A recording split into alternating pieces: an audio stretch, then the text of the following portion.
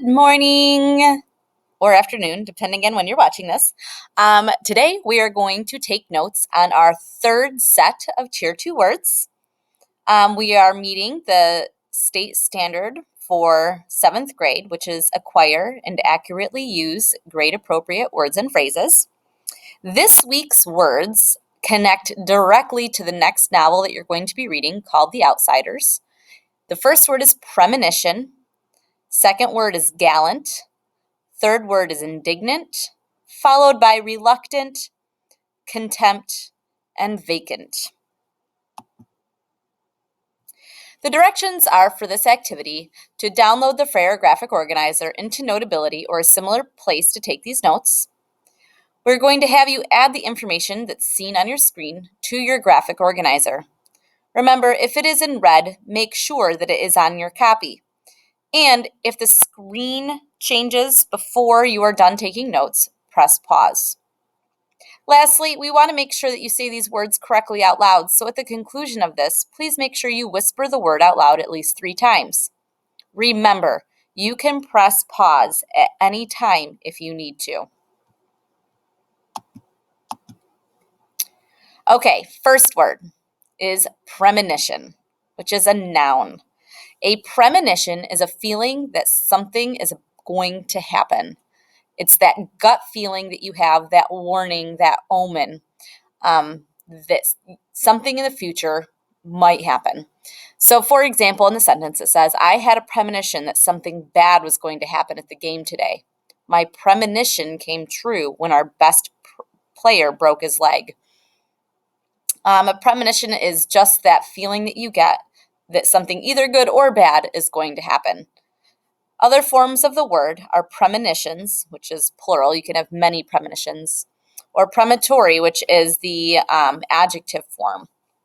You are definitely going to hear this word in The Outsiders.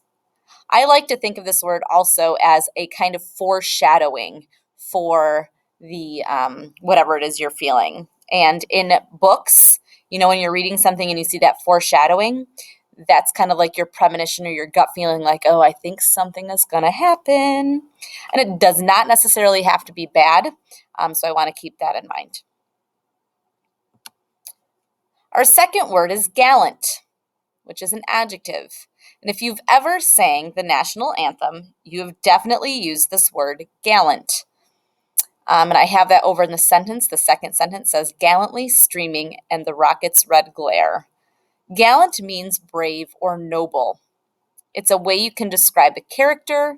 It can also describe anyone who has done something that was brave or courageous. The sentence I have over on the right is, our soldiers in the wars were gallant as they fought for our freedom. It was gallant for the student to stand up to the bully. If you think about it, like that takes a level of bravery or courage to be able to stand up against somebody. Other forms of the word are gallantly, gallantry, and gallantness. Synonyms are courageous, daring, and heroic. Our third word is indignant, which is an adjective, and I love this word. This word is one of my favorite all-time words because if you've ever felt like something was unfair and it made you angry, that's a really great word to describe how you were feeling as indignant. The boys were indignant after they got in trouble for throwing food, even though the girls were the ones who did it. I'm sure that many of us have had the experience where our friends or our siblings have done something, and then we're the ones who got in trouble. That would be indignant if you were angry because you're like, that's not fair. You were indignant at that time. I was indignant when I was told I had to work until 4 when everyone else got to go home. That's something that on holidays in my retail job that I used to have, that was always something that, like, when you got asked to stay later than everybody else, it was really super annoying. And you were angry because you're like, well, that's not fair. Other forms of the word are indignantly, which is the adverb. And synonyms are displeased, annoyed, or furious. You're going to hear this a lot in The Outsiders as well. And if you've ever read Harry Potter, the series, I think it's probably one of J.K. Rowling's favorite words. And I only know this because when I was reading it, this, like when I was an adult and after I've taught this word a few times, you start to pick up like, oh, that's one of our words. Oh, that's one of our words. And I swear to God, she uses it at least 25 times throughout the course of, one book. It's also a mood or tone word in English, and it describes characters' actions, okay, and feelings. Our next word is reluctant, which is an adjective. And I'm sure some of us have felt reluctant before, which means unwilling to do something.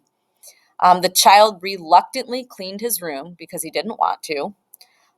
Many students are reluctant to run the mile in gym because they don't want to ruin their hair. Some students are reluctant to do their homework. Some students are reluctant to write paragraphs.